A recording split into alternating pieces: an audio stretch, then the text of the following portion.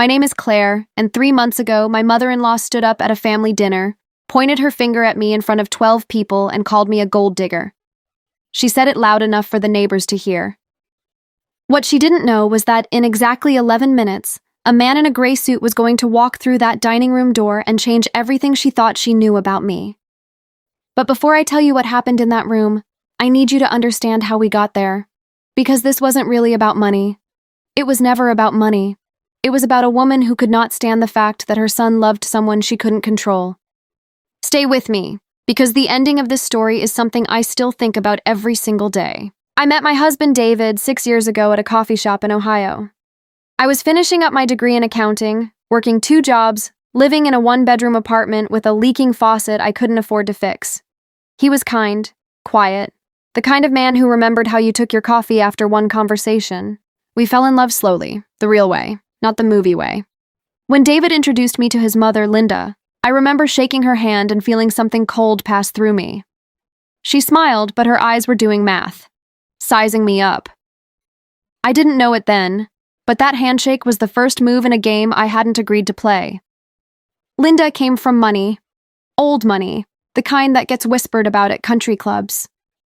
David's late father had built a successful chain of hardware stores, and when he passed, Linda inherited almost everything. She wore that inheritance like armor, and she made sure everyone around her knew exactly where they stood in her world. I was in her eyes beneath her sun. For 6 years, I endured comments disguised as jokes. Oh, Claire doesn't need real jewelry, she's practical. David could have married into the Hendersons. They own 3 restaurants. Small cuts. The kind that don't bleed right away, but scar over time. I never fought back. I told myself that dignity mattered more than proving a point. But dignity has a cost. And that cost came due on a Sunday evening in March. We were at Linda's house for what she called a family dinner, which really meant a stage where she performed for an audience. David's aunt was there, his cousins. A family friend who happened to be a real estate agent Linda was clearly trying to impress. I remember the exact moment it happened. David had just mentioned, casually, that we were thinking about buying a house. A modest one. Something we'd saved for ourselves, dollar by dollar, over 4 years of budgeting and sacrifice. Linda put down her wine glass. "With what money exactly?" she said, smiling the way she always smiled right before she hurt someone. Because we all know Claire's never contributed a real paycheck to anything that mattered in this family. The table went quiet. I felt my face go hot. My hands started to shake under the table, the way they always did when I was trying not to cry in public. "Linda?" David started, but she wasn't finished. She stood up. She actually stood up like she was delivering a verdict in a courtroom.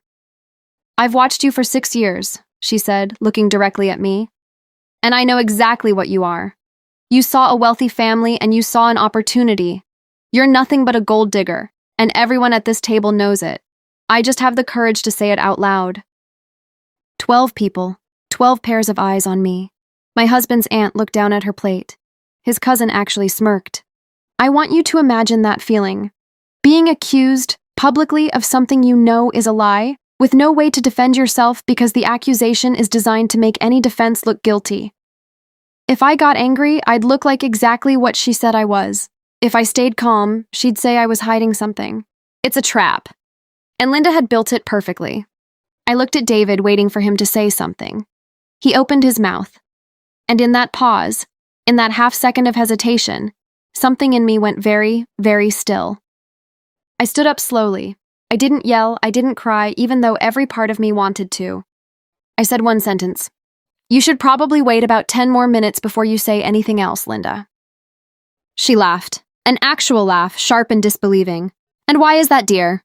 "Because," I said, checking my watch, "my lawyer and my bank manager are going to be here any minute, and I think you're going to want to hear what they have to say." The room went dead silent. Now let me back up, because you need to understand what I hadn't told anyone at that table. Not even David, not fully.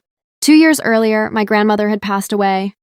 She'd spent her whole life as a schoolteacher in a small town, and everyone assumed she'd left behind nothing but memories and an old house. But my grandmother had done something nobody expected. She'd quietly invested a small portion of her savings in a startup company back in the 90s, run by a former student she believed in. Nobody in the family took it seriously. It felt like monopoly money, a rounding error, a story we told at holidays. That startup became a mid-sized tech company that was acquired 18 months before she died. My grandmother left everything to me, quietly, deliberately. She'd told me once, holding my hand in her kitchen, "Claire, you've always worked for what you have. Don't ever let anyone make you feel small for being careful with money. One day, being careful is going to matter more than you think." I hadn't touched a cent of it. I didn't buy a new car. I didn't renovate my apartment. I kept working my 2 jobs, kept living the way I always had, because that inheritance never felt like mine to spend carelessly. It felt like a responsibility. But 3 weeks before that dinner, David and I had finally decided it was time. We were going to use part of it quietly to buy our first home outright. No mortgage, no debt. I'd scheduled a meeting with my bank manager and my attorney to finalize the trust transfer and the property purchase. The final signatures needed both of our names, and mine specifically needed to happen in person, with documentation at a notarized meeting. I had told David the meeting was happening sometime this week. I never told him it was happening that exact Sunday evening, at his mother's house, because his mother had insisted the family dinner couldn't be moved, and my bank manager, Robert, a kind man who'd known my grandmother personally, had offered to bring the documents directly to me since I'd told him I'd be tied up all day. The timing was not a coincidence I engineered. It was just life, arriving exactly when it needed to. 10 minutes after Linda called me a gold digger in front of her entire family, the doorbell rang. David, stunned and silent, walked to answer it. He came back into the dining room, followed by 2 people. My attorney, Diane, in a sharp navy suit holding a leather folder, and Robert, my bank manager, in a gray suit, carrying a tablet and a stack of documents. "Sorry to interrupt," Robert said politely, glancing around the room. "Claire, we just need your signature on the final trust disbursement paperwork. The Hendricks Lane property closes Wednesday." Linda's face changed in real time. I watched 30 years of assumptions crumble across her expression. "What property?" she asked, her voice suddenly much smaller than it had been 5 minutes earlier. Diane, my attorney, glanced at me. I nodded, giving her permission. "Claire's grandmother left her a rather substantial estate 2 years ago," Diane said calmly, professionally, the way lawyers do when they're enjoying themselves, but won't show it. "We're finalizing the purchase of a home, paid in full, no financing needed. Approximately $840,000 in liquid. Assets remain in trust after this transaction." You could have heard a pin drop on carpet. Linda's wine glass was still in her hand. Her knuckles had gone white around the stem. That can't be," she started. "It's all documented," Robert added gently, setting the folder on the table. "Claire's been incredibly responsible with it. Frankly, one of the most disciplined clients I've worked with. Most people in her position would have spent a fortune by now. She's barely touched it." I watched David's aunt look up from her plate for the first time all evening. I watched his cousin's smirk disappear entirely. I turned to Linda. "I never told anyone about the money," I said quietly, "because I didn't want it to change how people treated me. I wanted David to marry me because he loved me, not because of what I had. I wanted your family to accept me because of who I am, not what's in my bank account."